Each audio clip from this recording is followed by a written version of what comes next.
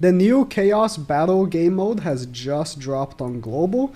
I know you guys have been watching me, for the last whole week making videos on this, and only now it dropped on global. Because, they had to wait for PvP reset, which is fair. They also did that for JP, just how the day JP drops updates is different, right? Global drops on a Tuesday, JP drops on a Thursday, sorry, so it ends up being different. But regardless of that, the rewards for this game mode are what really drives people in, and it's an interesting one because of the score, limit, the point limit that you have. If you place top 1% of all players, you'll be getting 100 gems and 50 of each costume upgrade material, which is very nice. The 10 million gold as well, I guess. But even if you only place top 5%, which honestly, if you are watching this video, unless you just started the game and you stumbled on my videos, very likely you are at the very least a top 5% player. Highly unlikely, most of you are not, if not top 1%. So we're going to be discussing some of the teams that people were using last week on JP, because right now actually, so every single week of this game mode, even though it's just 2 weeks, it resets what the cost of the characters are. I'm on global right now. Haven't played on this account for like months, by the way. But you can see the cost right here. On JP, it's completely different. We're going to be hopping on JP, but I have the cost list. If anyone's interested, I'll leave the link in the description if you just want a list of all the character costs. But keep in mind, next week on JP is going to be completely different. Okay, I forgot to add this to the video, so I'm editing it in. Two major things to keep in mind as well, by the way, so you don't make this mistake. The special PvP foods do not work on this game mode, that being wine and whatever this is, tea. They do not work, so you can't, triple your PvP score per win. Neither you can, not lose by anybody losing the matches. These two foods do not work in this game mode. And also, even though this game mode is something that you can play infinitely, unlike, for example, top 100, I do not recommend spending gems for stamina unless really necessary. Like last minute, you're almost top 1%, but you're not there yet. Maybe you should, I would say, yeah, you spend like 5 gems maybe, because you're going to get a, 50 more than top 5%, you might as well, right? But going for the week, I would say just every day, use your free stamina as much as possible. Remember to log in the game, use your free stamina. But also, other than that, go on your friends list. Make sure to be always, sending all of your friend points to everyone. Collect it. You have a cap of 5,000, but you can go way over if you have less than 5,000. And then as you are playing, you buy PvP stamina on the friendship coins here.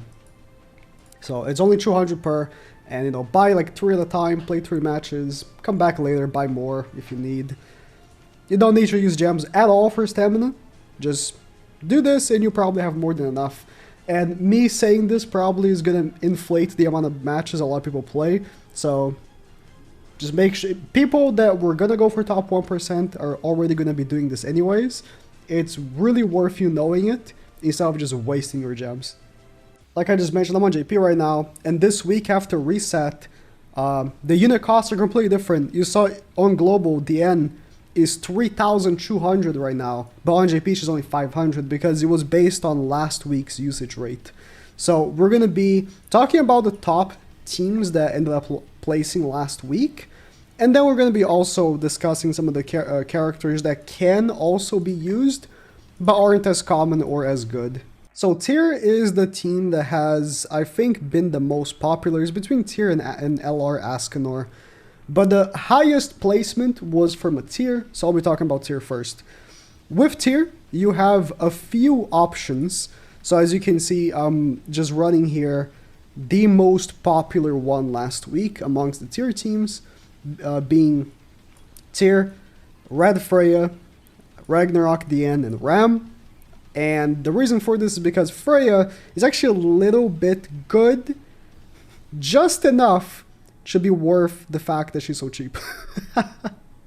To be worth running in general, right? She's just good enough, but a lot of people, including myself honestly, opted for going with this instead. You can't run green Freya and Ram at the same time. That's just way too over budget.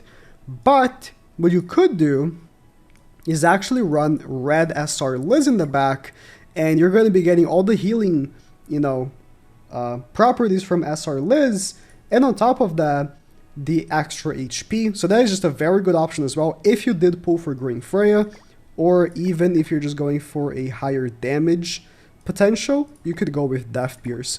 But I would say I preferred red SR Liz myself. You just go with what you want. And that's, I mean, with Freyr, those were definitely the best options. Although there were other people running weirder stuff. For example, I saw multiple Roxys. And I wouldn't say Roxy's bad, but it's definitely different. And as well, SR Liz in the back, I would say. With the shield, the healing, this is also a pretty good team. I'm actually not sure now because, again, they changed the cost on JP. It's very annoying now to record this video. But if Green Freya doesn't match here with Roxy, then Red Freya instead. But yeah, this Green Roxy combo is also pretty good if you did pull for the collab.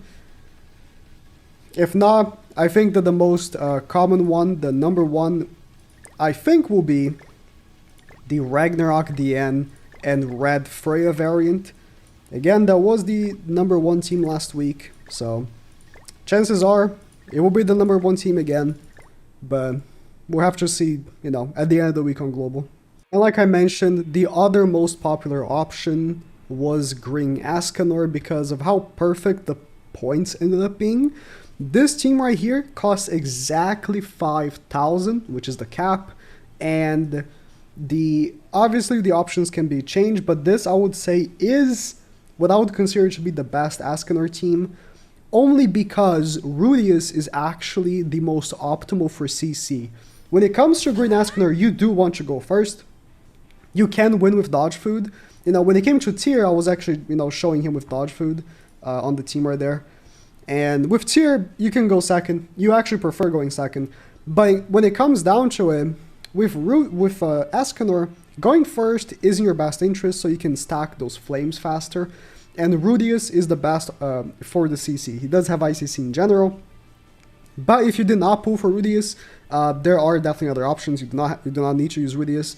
And Easton ends up being the best back unit, mainly due to lack of options. Oh, sorry, I forgot to change the links.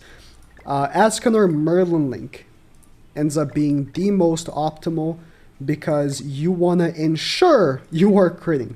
If you don't hit crits with LR Escanor, you lose. Simply put, especially facing tiers, if you're not connecting those crits, you're going to lose. So this is the most optimal team, but if you don't have Easton, I know she's a seasonal character, you can replace her with Death Pierce. That will tremendously destroy your CC though. That is, like, Easton doesn't have the best CC either, but I would say even then, it might be better to go with like Green Arthur because it doesn't like completely destroy your CC like Death Pierce does. If Death Pierce one day gets a good relic, that'll be great, but for the time being, his CC potential is just way too low. And that'll complete tank your CC, but for damage, yes, Death Pierce would be best. It's just, that is just rough. And there's definitely other options. I would say the combination of Escanor and Roxy is the best and the way to go. But there are people running other stuff. But when it comes down to these two, you also can go in other ways. Let me bring back the Easton here. That is not Easton. Let me bring back the Easton here. A lot of people were running other characters over Rudius, like Arthur. Arthur this week on JP is super expensive because he was so popular last week with this combo. By the way, this combo is completely destroyed this week on JP. It's just Escanor's way to... Roxy is like 3,000 something.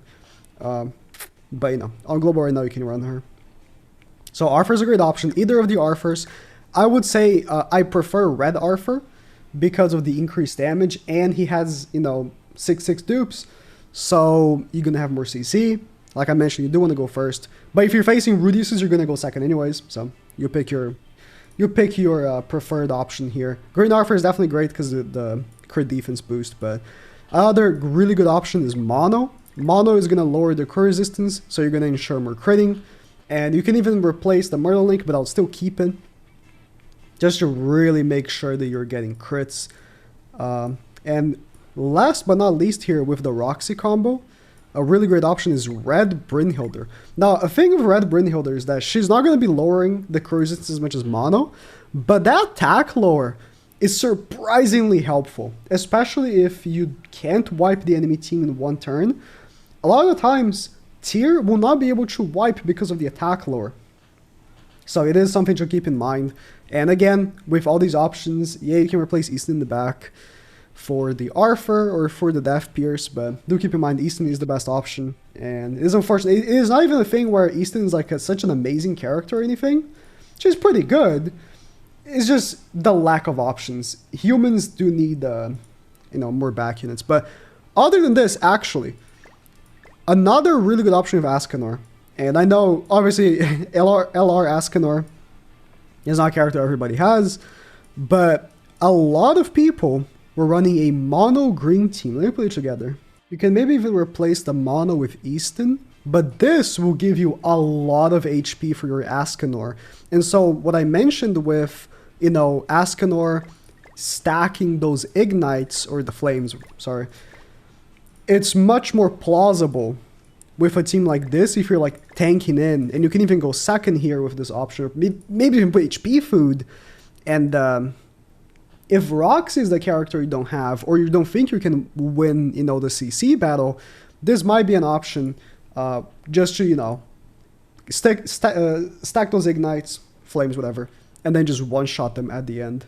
It's not every day I can make the recommendation that Mael is a good team, with dodge food as well. And it is definitely not the best. I will not pretend that Mael is going to be as good as Tyr or LR Escanor. Neither of those teams are going to be an easy fight for you. If you decide, or if you go ahead and use Goddesses because you don't have LR Escanor, you don't have Tyr. But it's definitely doable. This team is very good, all things considered. All things considered, this team is very good, and you can definitely get top 1% with it. I would say, at any rate, I wouldn't recommend over the others. If you can run Escanor, and there are other teams that you might want to think about as well. But of the alternative teams that I've run, I think Goddesses is a pretty good one. Now, not that I am encouraging toxic behavior or anything, but this is most certainly a team you can use. Attack Seal, OG Attack Seal pretty much with Red Gaffer and Merlin, alongside LR Lost Vein. You can't really do this with Purgatory Melee because the cost, you get you exactly 5,000 with this team. And SR Liz for the heals and or, increase HP as well. But very good. You can catch people off guard very, very nicely. And out of the alternative teams as well is a really, really good one. Would I say it's better than Goddesses? Maybe. Depends on who you face. I think against Tyrs, you're going to have the best time because attack ceiling, you can just deal with both of his skills. Escanors can be a problem, especially if they start stacking on you. And those ignites will still hit hard. Or if he, pushes max ult gauge, he will become immune to debuffs. But in any case, it's still a pretty good team. Now, if you really want to run Demon King, this is the most popular Demon King team last week. Don't worry, this week on JP, Demon King is the meta, so you won't have to hold on for too long before getting your hands back on Demon King. But right now in the current week of Global, this is the most viable Demon King team. Essentially, you're just stalling until Demon King gets his buff, and then you're going to proceed on killing. To be honest, I'm not a big fan. And right now, this week on JP, it's hilarious. Green Estarossa costs like 3,000, and Blue Estarossa costs 500. Makes no sense, but whatever. If you don't have Tyr, and you don't have LR Escanor, definitely an option. You can get top 1%. You can probably catch a lot of people off guard, win probably every bot, So that should work. But is it the best option? Maybe not. Now, before I end the video, I will talk about maybe some characters that could be good, but I don't really recommend because I don't think will work out very well because of the current units. So the suicide units, that being Fraudrin and Liz, right? They aren't bad, and you can definitely catch bots off guard, especially, but I don't recommend them because of the extreme amount of instance. Those characters, yeah, they might kill the Liz or they might kill the Fraudrin, but you're not gonna get the ultimate because whenever that happens, they're just gonna lower your ultimate gauge anyways. Against tiers, if they do an AoE, sure, especially if they are a bot. But against real players, they can focus fire you anyways.